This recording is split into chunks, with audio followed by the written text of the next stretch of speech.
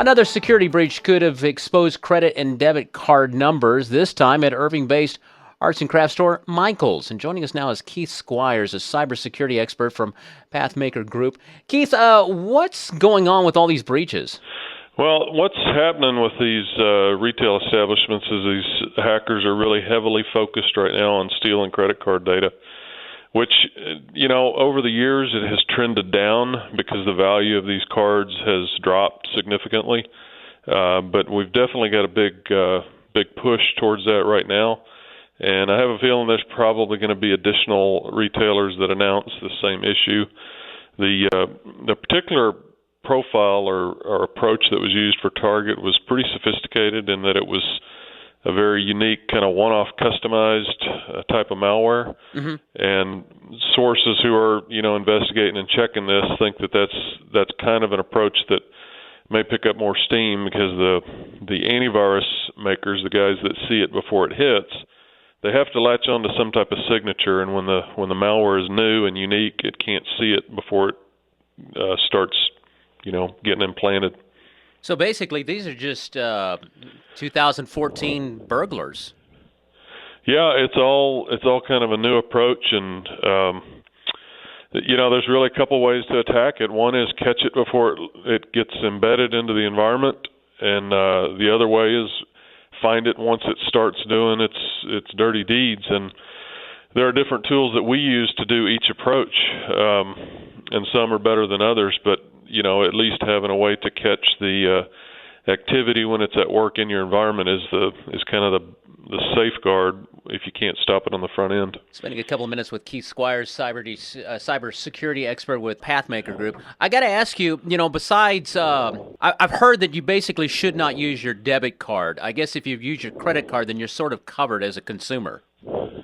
Right. Your liability is clearly limited when you're using a credit card.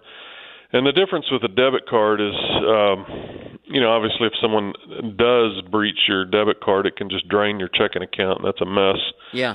But it's harder to do that because the actual PIN number gets encrypted at the keypad, so it's almost impossible to decrypt that PIN number. And what's coming right around the corner is the technology that they're using in Europe more, which is called, their version of it is called chip and PIN, which is a microchip in the card and a PIN number, even for a credit card. So the card kind of interacts at the terminal and says, okay, he's got the card, does he have the PIN? And when you put the PIN number, then the two sync up and say, okay, you can use this card. So with the chip in it and requiring the PIN, the two things are a lot harder to crack if you're using that type of technology. Anything else that, as a consumer, you can really do to protect yourself? Well, I would definitely make sure your card's been reissued if you were shopping at some of these stores. I mean, it may take a while for some of these other stores that I think there's more coming. Yeah. So if your bank hasn't reissued your card, you may want to just go ahead and request it reissued, since a lot of this activity looks like it happened right around the Christmas buying season. Now that I've got you on the phone, I want to ask you this, because I thought about this about 6 or 7 months ago. A lot of your credit cards and your debit cards and stuff, you keep it for several years. My bank is pretty good about reissuing a new card. Would it make sense to tear up your old card and get a new one issued every, a couple times a year? If you don't mind the inconvenience of, putting in the new card on all the different places you use it, I mean, that's the only inconvenience, but it's not a bad, fail-safe measure if you're worried about that type of thing. The other thing you got to remember is that the credit card companies themselves are so good now at recognizing fraud. Mm-hmm. They see your buying patterns, and when there's something sort of out of the norm, sometimes they'll either put a hold on it or just block it altogether until you call in. So you do have some assurance that the credit card companies are getting pretty good at this, and that's part of the reason that the trend over the years has dropped as far as stealing credit cards. So. Well, I actually have a personal story. I guess it would have been like two and a half years ago, where a Visa got flagged that someone had got my information, hadn't got my card, but they had my information, and had purchased over $25,000 worth of stuff at Home Depot in Atlanta, Georgia. Now, obviously, they flagged it, and so I didn't get caught, charged with it. But it was one of those things where it's like, no, wait a minute, this guy usually buys a candy bar. He's not out buying $20,000 worth of stuff in Atlanta. So. Sure. Yeah.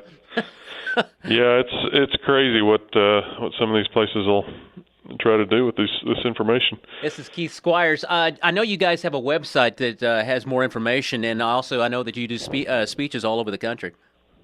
Yeah, we've been out there kind of helping companies address what they can do with the incidents that's going on. There's really a couple key things companies need to look at when they're making sure that their security profile is up to date. So we're trying to address that for companies all over the country.